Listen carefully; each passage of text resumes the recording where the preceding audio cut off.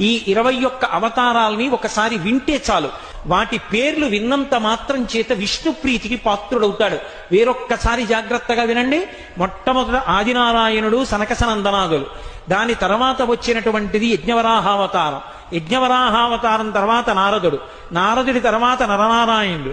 నరనారాయణుల తర్వాత వచ్చినటువంటిది కపిలావతారం. కపిలావతారం తర్వాత దత్తాత్రేయావతారం. దత్తాత్రేయావతారం తర్వాత యజ్ఞావతారం. యజ్ఞుని యొక్క అవతారం తర్వాత వృషభావతారం. వృషభావతారం తర్వాత వచ్చింది పృథుమహారాజు గారి అవతారం. పృథుమహారాజు గారి అవతారం తర్వాత వచ్చినటువంటి అవతారం మత్స్యావతారం.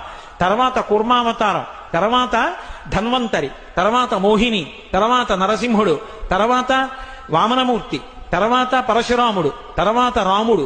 తర్వాత బలరాముడు. బలరాముడి తర్వాత కృష్ణ భగవానుడు. కృష్ణ భగవానుడి తర్వాత బుద్ధావతారం. బుద్ధావతారం తర్వాత కల్కి అవతారం. ఏకకాలంలో 2 అవతారాలు